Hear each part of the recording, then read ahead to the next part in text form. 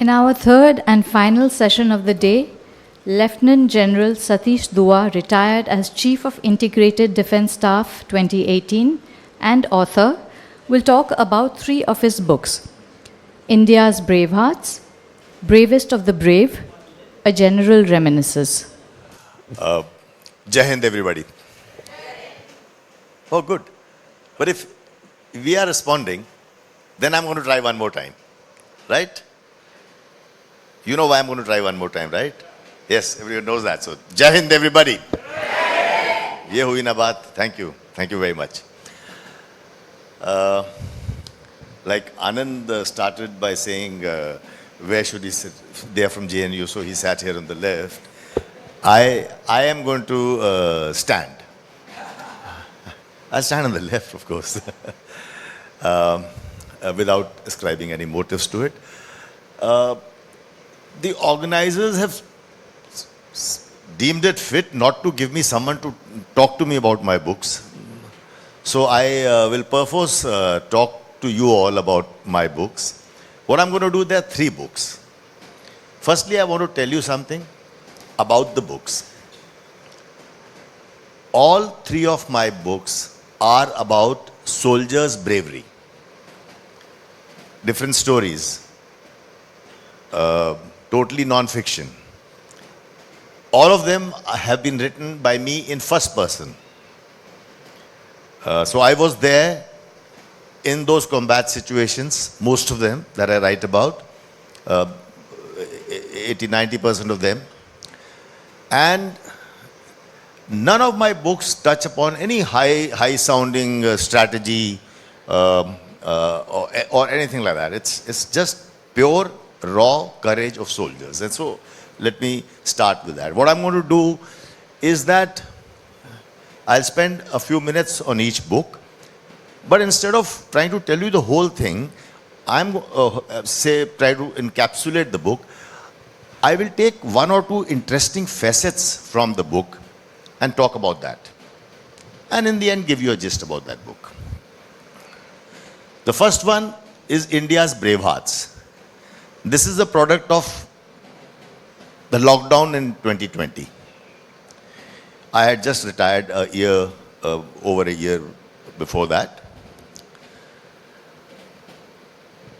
But to give you an insight into the book, let me tell you something. Let me just take you away from the topic, only to come back to it. Yesterday was 18th of September. Can anyone hazard a guess what is going to follow, what I'm going to talk about? Since I said, yes, ma'am.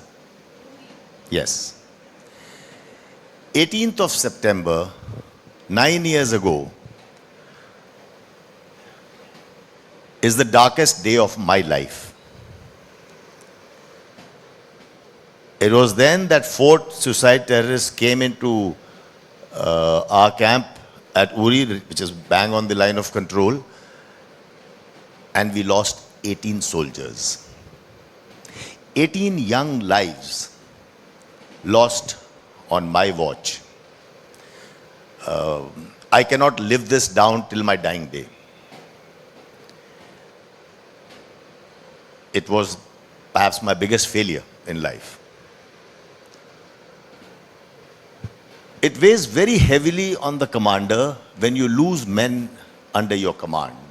Like I lost 6 soldiers, that is 2 officers and 6. I lost 8 soldiers, 2 officers and 6 soldiers when I was a colonel commanding and I was in combat myself. And this book encapsulates those stories. Coming back to 18th of September. On 18th September 2016, the moment I got the news in the morning, this ghastly tragedy, I took a chopper, I went to Uri, took stock of situation. The fires were still burning. We launched sanitization operations. That means we launch operations in the nearby mountains and jungles to see that there are no more terrorists hanging around there. And as I was about to come back, return, I got a call from the Defense Secretary, Mr. Mohan. Said, the Defense Minister is coming there. I said, why today? I didn't want any VIPs on my hands that very day. There were so many things to be done, to be coordinated, whether it was operations or, getting the mortal remains of them and dispatching the soldiers back of the mortal remains to their homes, which is all over the country. And there were so many calls from governor, chief minister, leadership in Delhi, both military and political. Everyone wanted to know. So there were so many things to be done. But the defense secretary told me, but he's already taken off. Late Mr. Manor Parrikar was the defense minister, and he landed in the afternoon. By that, army chief had already arrived, so we received him at the airport, and he straight away wanted to go to Uri.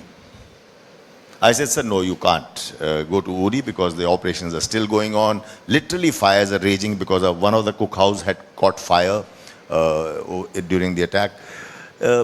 And I said, sir, I can take you to my headquarters and give you a brief over there. Disappointed, but he agreed. And we came to Badami Bagh cantonment. If anyone has been to Srinagar, you will know Badami Bagh cantonment is the Corps headquarters. It's a very short ride, helicopter ride, from the airport to Badami Bagh cantonment, about 7 or 8 minutes. Mi-17 helicopter is a very, there's a lot of noise and you can't talk to each other. So, for the first time during that day, I had some time to myself. That means I was not talking to somebody, not answering a phone call, not giving some directions, not listening to someone. And I thought to myself, what good can come out of it? Now that the defense minister is landed today itself, normally political leaders एक हफ्ते बाद आते हैं, 10 दिन बाद आते हैं, तब तक गुस्सा ठंडा हो गया होता है. That's the case always, isn't it? But he landed that very day, and I realized that there was the mood of the nation was one of anger. Please remember, try and recall that few months before that was the Pathankot air-based terror attack. The mood of the nation was one of anger. There was outrage against Pakistan-sponsored terrorism. Leadership in Delhi was agitated. My soldiers wanted revenge, and we decided to turn this pain into an opportunity. So when I briefed Mr. Parrikar, and in the end he says, after he heard the whole thing, he said one simple question. He was a man of few words. I served under him after that when I moved to Delhi, directly under him. So he said, "To ab kya karna hai?" And I said, "Sir, if by this you mean what should our response be, then I'd like to brief you separately in my office. I can't talk in front of 35 odd officers, including civilian officials from the Ministry of Defense and many officers. This has to be in closed door." And he said, yes, I'd like to go to your chamber. I still remember the word chamber because in the army we don't use this word chamber. So we went to my office, the defense minister, the army chief, the Northern Army Commander, General Hooda, and I. So first General Dalbir, the army chief, spoke at the national level. That's above my pay grade. He had to decide, and he told him what are our criticalities, just in case it spirals into something big, how prepared are we, and things like that. And I won't discuss the details over here. So this is what was told to him, that there are pros and cons to taking action. Similarly, Army Commander spoke about his remit. I was thinking how to grab his attention. And when he turned towards me, I had prepared this sentence by then. And I said, "Sir, aap haan keh do, main kar dunga." And this is a sentence I've written in the book. I can't exaggerate, I can't change anything. Thank you. So, and I saw a gleam in his eyes. Then I said this, that, "Sir, Pakistan sends terrorists who come inside, who kill our citizens, who kill our soldiers, sometimes mutilate their bodies and go back. You must have heard of mutilation of bodies happens on the line of control at times. So we don't have terrorists to send across. And every time we keep getting more and more defensive. Pathankot happened, many Sanjua before that. There are so many attacks that have happened, high profile attacks, but we keep just getting defensive. So we need to do something. We need to go and hit the terrorists. We will go across. We have their locations. You just allow us, give us a clearance, and we will go across, hit the terrorists and terrorist camps at multiple locations, and not entangle with Pakistan Army. We'll come back. Let's do something which has never been done before. And he thought for a minute. He asked me a couple of questions, and you will have to pardon me, I can't discuss certain operational details. He asked me how some things will be done. And I thought he is going to say, I will go and discuss with the Prime Minister, because this is such a huge issue, and you will get your orders. But much to my surprise, after asking a few questions, he said, okay. I was shocked. I didn't expect him to say okay. But he put a rider. Okay. But there should be no casualties to own soldiers. I said, sir, I agree with you. There should be no casualties to own soldiers. But there are no guarantees. This is war. Kuch bhi ho sakta hai. In fact, then I went on to tell him, sir, there will be casualties. If we are going to plan an operation of this magnitude, there will be casualties to own soldiers. He asked me how many. I gave him an answer. We can't discuss that. Then he kept quiet. I kicked myself. I said, why did I have to say this? He had given me permission. Why did I have to say this? Now the politician in him won't allow him to sort of give a go-ahead, because, the opposition will rip him apart when we have casualties. All those things will happen. But to give him credit, he was quiet for a moment while my heart sank, and he just said one word. One word. Barobar. Everybody understands what barobar means. Even if you don't understand Marathi, we've seen enough Bollywood movies to know what barobar means. And that was it.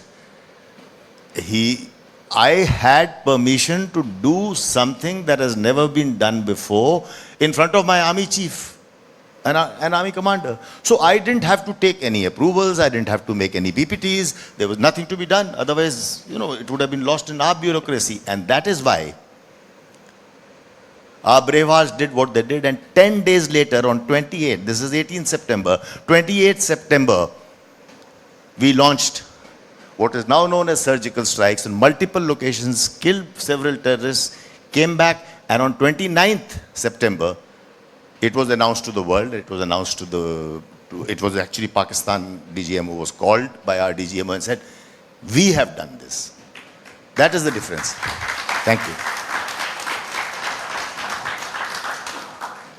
Thank you. This applause of yours is for those 18 soldiers whom we lost. Many people ask me, and I've written this after the operation there, and this is a very common question. Yesterday I made a post about this being the darkest day of my life, and again a lot of people ask me this question.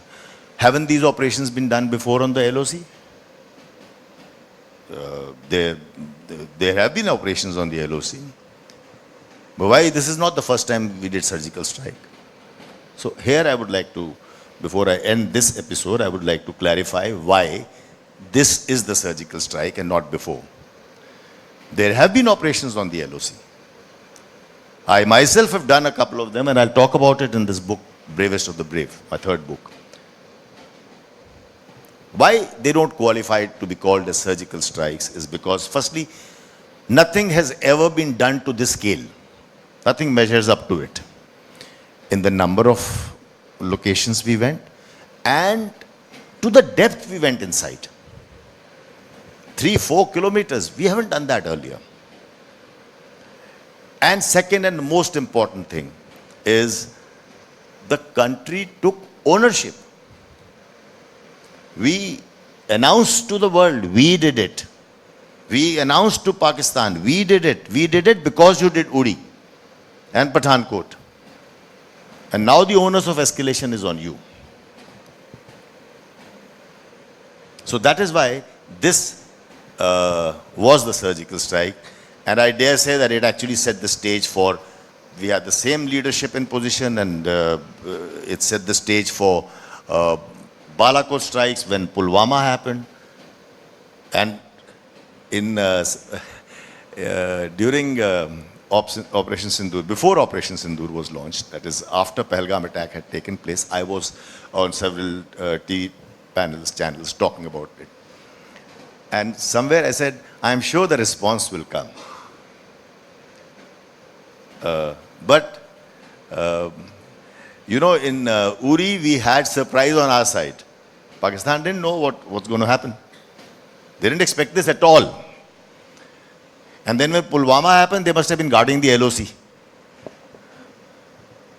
But then we did precision airstrikes deep inside Pakistan. It was very different modus operandi. But I said, after Pahalgam, the Prime Minister has lost us the surprise, because he already announced in Bihar, he spoke for one paragraph in English also and said, we are going to do this, we are going to get after them, and we'll not, spare the backers across the border and all that. So now he's actually told them we are going to do something big, and hugely big it was. So I think that operation was a beginning, and someone once asked me,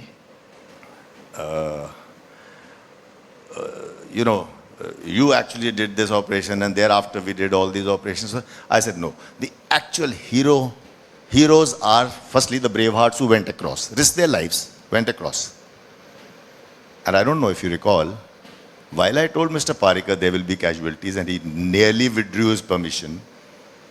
But I think fortune favors the brave, because eventually we didn't have a single casualty. Not a single casualty. Thank you. So that leap of faith paid, and thank you for this applause. This is for those brave hearts who actually risked their lives and went across. So coming back to my question, someone asked me, you did this and all. I said, brave hearts are the heroes. But if one man has to be given credit, for this operation, what would I have said? Any guesses? Mr. Parikar. He put his life on the line. He didn't ask anyone. He gave me a go-ahead. So, in my book, I talk about the surgical strike as the first story, because, very frankly, I was a little reluctant to write about the surgical strike. I wrote about other operations that I have done. I have been in combat. I have been as a colonel, as a major, in junior ranks, where you are in, with the AK rifle yourself and going ahead. I write about different things. I write about how I never wore a bulletproof jacket in operations just to motivate soldiers. I was acting braver than I felt by not wearing a bulletproof jacket. It was a foolish decision, but it did motivate people. So there are so many different facets that I write about in that book. And it's not only about bravery. It is also about heartbreaks. It's about operations gone wrong. It's about losing soldiers, losing comrades. It's very difficult, and it is so difficult to inform the family. I write one chapter on this. How do you call somebody and say, your son is no more, or your husband is no more? We have this tradition in the army that the commanding officer himself will call up an officer's family. Like I remember that those days there were no mobiles. I commanded in 1998. There were no mobiles. And in any case, in J&K, mobiles came in 2007, I think, 6 or 7. So after the encounter site, I had to drive, I remember, in rain for nearly 1 hour plus to reach Punch town, where I could get a STD PCO booth, because the army phones cannot connect to the civil lines. I went to, those days were STD PCO booths. So all of us who remember, we will remember, most of us in this hall, I think, will remember PCO booths. And to the STD PCO booth and to make a call, and then you ring up and the lady says, "Hello, Colonel Dua," very chirpily, because we've grown up together, we know each other very well. Now next sentence, how do you tell her कि कल body आएगी? No training in the world can prepare you for this. And I can't get over the first shriek or the first response that the lady gave me. And I write about such things. It is so difficult. It is so hard. I found that I had to do this for 2 officers. I found that harder than being in combat, harder than not wearing a bulletproof jacket when others wore it. So there are different angles. It's not only about bravery, it's about heartbreaks as well. And this first book of mine has been translated in 4 languages: Telugu, Kannada, Hindi, of course, Hindi, Telugu, Kannada, and Assamese. The second book, the first one is published by Juggernaut Books. The second is by Penguin India, A General Reminisces. Now, it's overall, it's my impressions of 40 years on one hand. There are 2 parallel narratives of 4 decades of serving, a lot of it in Jammu and Kashmir. It can't be totally Jammu and Kashmir. But also the fact that I belong to Jammu and Kashmir Light Infantry. That's my regiment. So all my soldiers are drawn from whole of J&K, including Kashmir. And even now, in any village in J&K, I will find a lot of retired soldiers who I will be able to connect with. And I do that. I've been there 3 or 4 times to villages after my retirement. So, in this book, I have taken up my narrative or my impressions on one hand, and the second parallel narrative is of a terrorist turned hero. He is the protagonist in my book. I don't know if you will recall, but let me inform you. Lance Nayak Nazir Ahmad Wani is the only Kashmiri Ashok Chakra, the highest award for bravery that has been awarded, that's awarded to soldiers. He is the only Kashmiri to have gotten it. And he started his life as a terrorist. He got 2 Sena medals and 1 Ashok Chakra. But to encapsulate his story, and I mean through his life journey, the interesting facets that I bring out, and again, like I only took one particular facet in the first book, let me talk about this. How many of you have heard of Ikhwan? All right, I see a couple of hands already. Yeah, thank you. So you know, but there are only 2 of them who raise their hands, 2 or 3 of them who raise their hands. Ikhwan, the word Ikhwan means brotherhood in Arabic. So, in early 90s, 1993 to be precise, we, that is not we as in me, the country, the state, the army, the government, intelligence agencies put together, we raised a force of contra-rebels, of surrendered terrorists called Ikhwan. And Ikhwan, since they were ex-terrorists, they generated very good intelligence. They participated in operations and they were, Ikhwan was single-handedly, now single-handedly is the wrong word because Ikhwan was a group, but they were responsible for conduct of the 1996 state elections in 1996, which even Mr. Dullat writes in his book was a turning point in militancy and terrorism in Kashmir. And so, Ikhwan was a very bold experiment.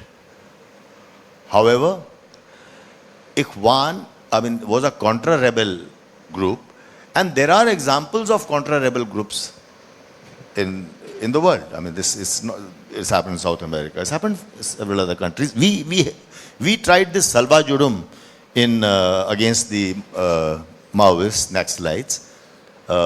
of course, now you know which judge is coming under flack for not having allowed. Eventually, it was closed. I'll not get into the politics because it's a very recent thing.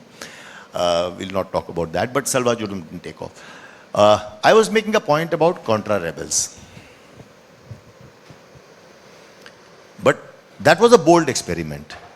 But after that, after a decade of Ikhwan, we went into a bolder experiment. In fact, that's the name of the chapter of my book, title of the chapter of my book, A Bolder Experiment. We did something that has never been done before. We made an army battalion out of those surrender terrorists. We wound up Ikhwan, and out of them, all those who wanted to, volunteered to, we made an army battalion of these boys.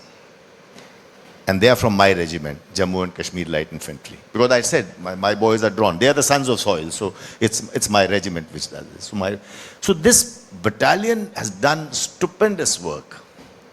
Because, again, there are surrender terrorists. Now they become soldiers. So I take Nazir Ahmad Wani as the protagonist, like I said, and I write how, but there were many others who associated with him and who figure in the book, but his story tells us the story of how we had this great experiment which has yielded us very good results. We've had so many gallantry medals and awards, his being the highest. Right. So rest is, overall the book is about how the militancy started in 1988-89, and it traces the how the militancy went up and down, how they changed their tactics, how they started using stone pelting as they learned from the Palestinian Intifada, how they started using social media after learning from the Arab Spring, how Burhan Wani was created. In fact, when I was the corps commander, we eliminated Burhan Wani and the valley burnt for next 4 months in 2016. But so ups and downs of militancy, and also the state response. That means our response in the terms of how we evolved. We raised Rashtriya Rifles, which is the largest counter-terrorism force in the world. Then we raised Ikhwan, and then we added more Rashtriya Rifles, and we made this battalion that I mentioned to you, and so on. So this book encapsulates that response. To talk about my third book, very briefly, because I want to give some time for question and answers. Though this is the last session here, I hope she will be generous on bells. That's for question and answer only. Okay, so I have 15 minutes. I'll just take less than 5 minutes for this book. Sorry? 16 minutes. Yeah, that's why I didn't get that. I didn't get that flyer. Right. Thank you. So let me tell you how I started writing this book. I was called by someone from HarperCollins, one person by the name of Mr. Amit Sharma, and he said, "Sir, can you come here? We want to have a meeting with you. We want you to write a book on the inspiring story of Naib Subedar Chunni Lal, the one in the middle. He is the highest decorated soldier of Indian Army. There are 4 highest decorations are Ashok Chakra or PVC, that's wartime. Ashok Chakra, Mahavir Chakra or Kirti Chakra, Veer Chakra or Shaurya Chakra, and Sena Medal. So these are the 4 highest awards. He has 3 of them. As the highest decorated soldier of Indian Army. So they invited me because this was after my first book. Since I've written that book did well, and so I was called by HarperCollins to write his story. And I said, I'll be very happy to do it. I'm not a writer. I'm a soldier, but I just write from the heart. And they were amazed, surprised, so shocked when they learned. I said, I was his commanding officer. Chunilal and I we've grown in the same battalion. And I've been in combat with him. So I was actually called without them knowing that I was his commanding officer. What I want to tell you that we are from the same battalion. And he is the pride of our battalion, he is the pride of Indian Army. when he was, as a rookie soldier, as he was recruited, in 1986, he joined the battalion. Our battalion was moving to Siachen Glacier.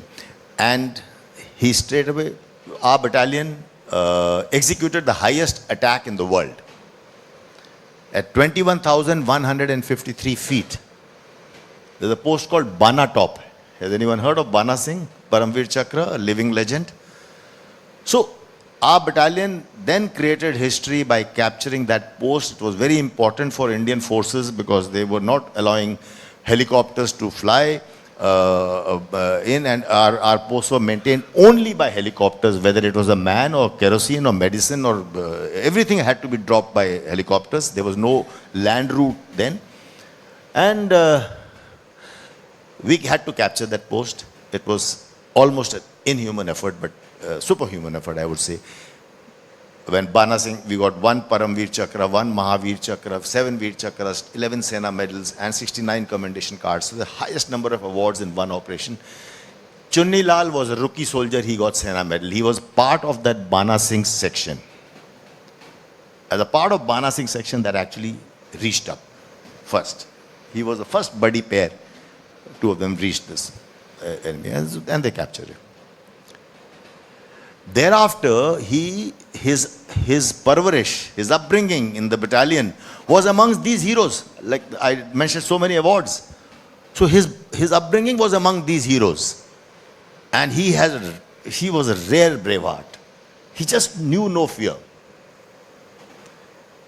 In fact, writing about him, I write that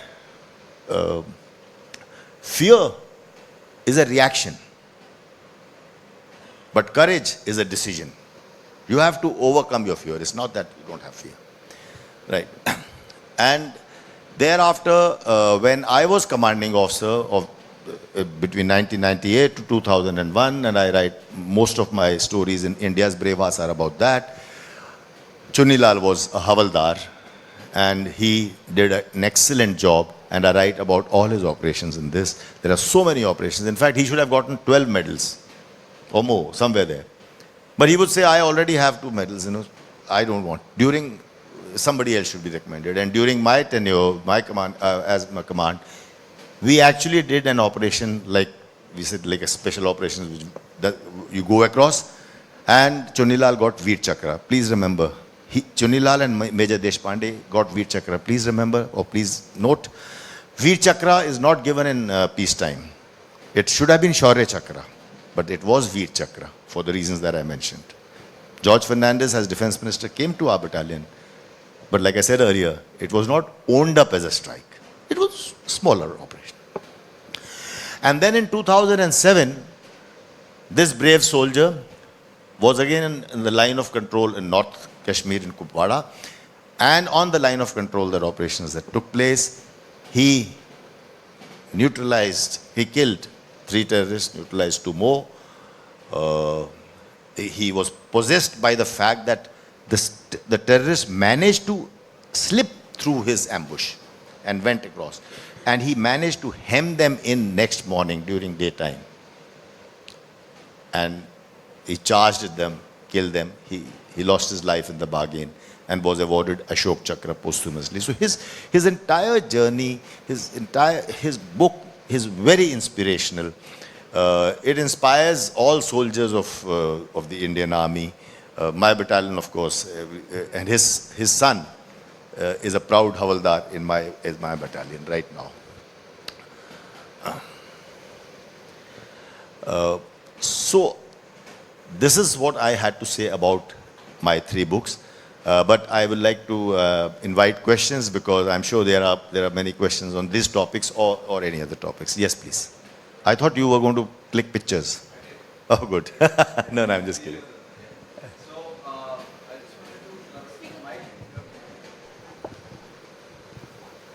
So there are a lot of speakers coming from different backgrounds over here, and everyone giving their idea of what the nation stands for.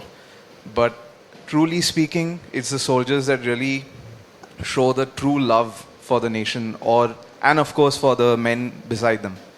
So I just wanted to hear from you on what the idea of nation is for a soldier.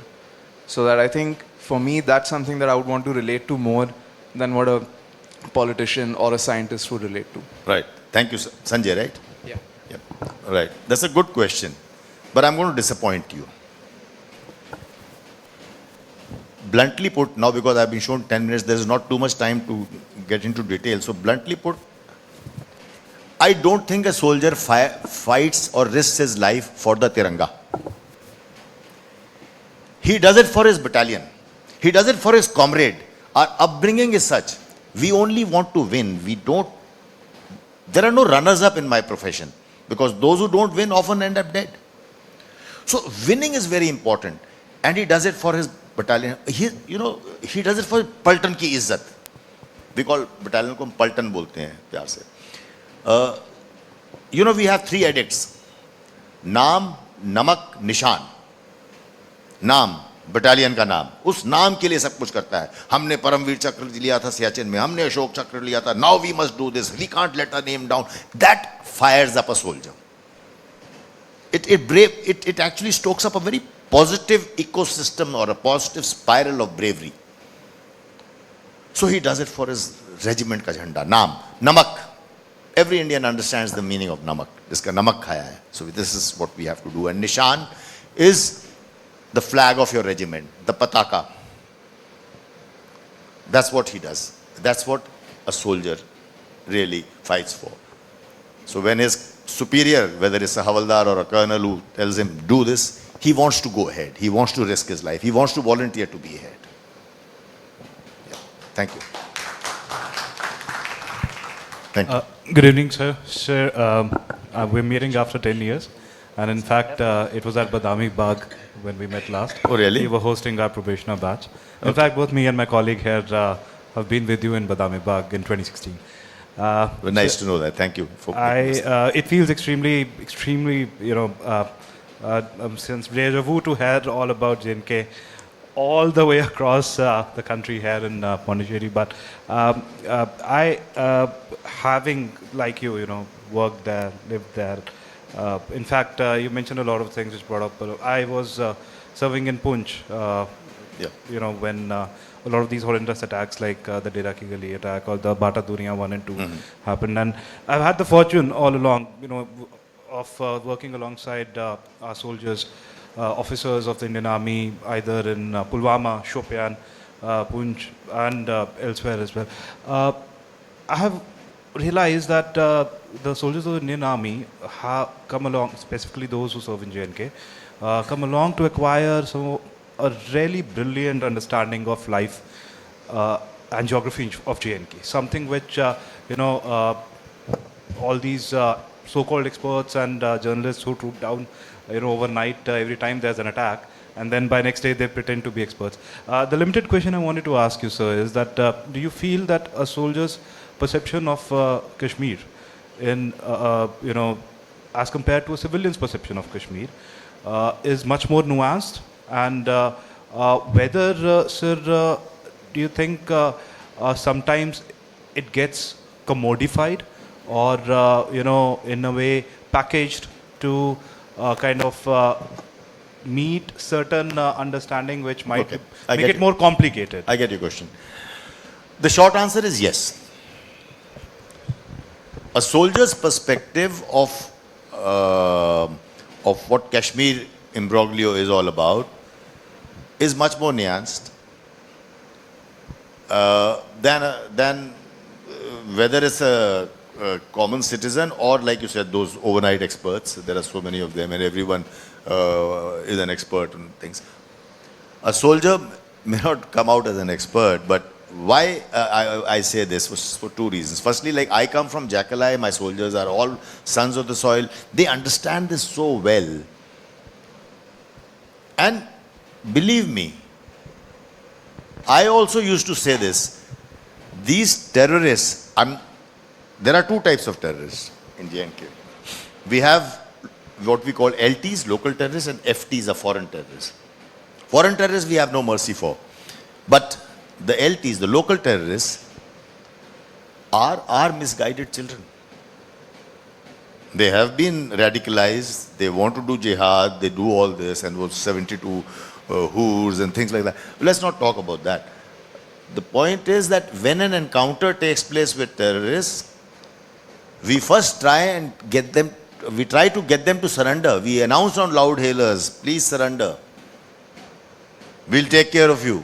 There are several rehabilitation packages and schemes to take care of surrender terrorists. All that will happen. So it's not that we are trigger happy, and that's the difference where the sons of the soils come in. Soldiers who really understand them, because it is in their villages the terrorists are born. It is in their families. They come from the same families. Taral, where Burhan Wani is from, Taral is a very peculiar area. Taral area produces maximum terrorists, but it also produces maximum soldiers. So you don't know how this dynamic works. So that is why I said they are actually radicalized youth, young impressionable minds through various things. I don't want to expand the scope of that discussion. Isn't Parambir Chakra the highest award, or is it like Veer Chakra you are saying? Also? No, Paramveer Chakra. Paramveer Chakra is the highest award. He has Ashok Chakra. The equivalent, peacetime equivalent of Paramveer Chakra is Ashok Chakra, which is the highest award. So this is peacetime, not war. Whereas capture of Bana Top was war because we took Pakistani post. Similarly, he got Veer Chakra, and I explained the difference. He didn't get Shaurya Chakra, he got Veer Chakra. Yes, please. Sir, namaskar, Jai Hind. Namaskar. Sir, I want to know how, because you have been commanding officer, how do you process things coming down from politics into implementing through your operations? Because you are the medium, and you have to change things, you have to shift things, you have to dilute things, you have to make them intense. Thank you.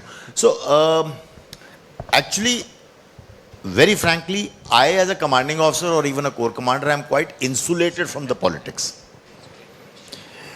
Except a political directive or direction, the overall direction. Now I'll tell you what I mean by overall direction.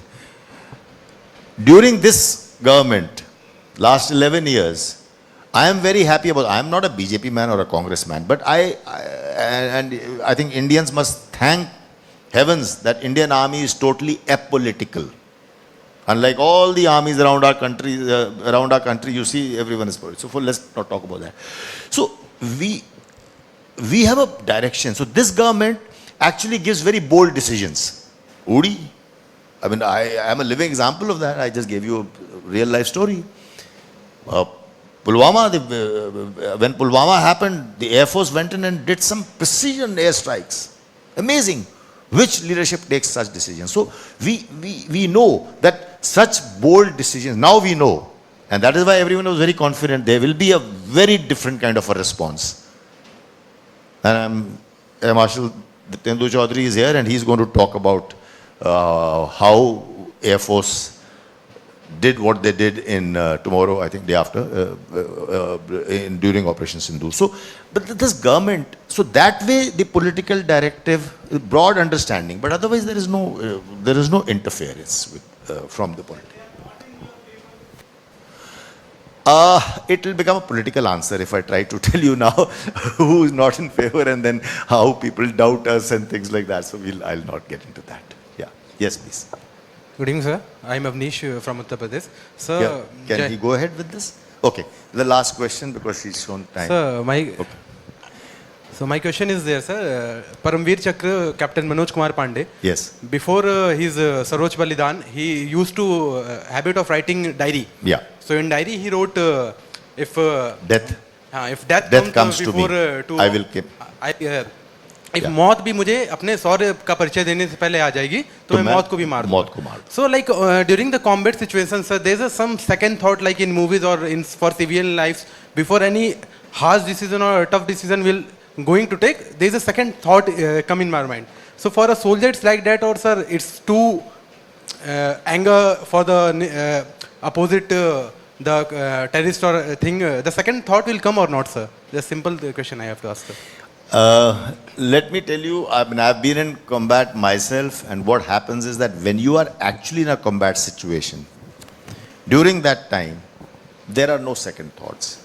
During that time, I cannot think, मेरी एक बीवी है, मेरे दो बच्चे हैं. You can't think of anything else. Like this, there is a passion, there is a junoon. You only think of your comrade, you only think of your battalion. You know that how, if there is a support group which has to give supporting fire, if somebody gets hit in his thigh, a bullet, they will first go for the mission and not tend to this patient. That is the kind of passion that you are driven by, because it's always mission first. And that is why Indian Army, Indian Air Force, Indian Navy are the most professional forces in the world, because we have that kind of passion. Thank you. There is one lady who is asking a question. So if you will permit, the last one. Okay, since... Yeah, thank you so much. I'm from a Fauji background. Just wanted Nice to know that, ma'am. Just wanted to know what is the situation of the army vis-a-vis the Agniveer. Right. So everyone knows Agniveer is just to put everyone on the same page. Agniveer is a new scheme where a soldier is are taken for four years, and out of them 25% will be retained after 4 years. And so the broad idea, there were two main purposes of doing this. One is to keep a younger age profile, because our army's age profile was getting a little lopsided. And the second is to get new technology. You know, as you just heard Dr. Ranganathan's session, that how technology is changing so fast. So the younger people, as they come in, they find it so much easier to work with the newer technologies, and that is the idea. There is always resistance to change, ma'am. So there is a lot of resistance, especially veterans like me. A lot of them, I am not one of them, but otherwise a lot of them oppose this Agniveer scheme. We have finished, this is the 4th year going. By next year, we will start taking the decisions. The first cycle will be over, so to say. And when that happens, we will then actually come to know how the retention part works. I'm sure there will be some tweaks. The defense minister is on record to say that we will then review the scheme. Any pilot project that starts, it starts like this, and thereafter there will be some tweaks to various, whether it's number of years or number of percentage of retention. But remember that the last thing I'll end by saying is 75% of them who will be out in the society, they will be anything between 21 to 25 years of age. They will also have, I think this calculation says about 20 or 21 lakh rupees. That's okay, that's besides the point. But you will have so many disciplined ex-soldiers who will be in the society. And if you have a business, you have a company, whatever, or even a shop, and you have to hire somebody, and you will get one person who served for 4 years in the army and one who's not, it's a no-brainer who you will pick up for employment if all other things are same. So I think the society will also benefit. Like people say that Israel and America, US, where there is conscription, where everyone has been a soldier, so there is a different society. Our society will have a fair, we are too populous a country, but our society will still have a fair number of ex-soldiers, and there will be a modicum of discipline. And with that discipline, I must end now. Thank you very much for being patient. Thank you.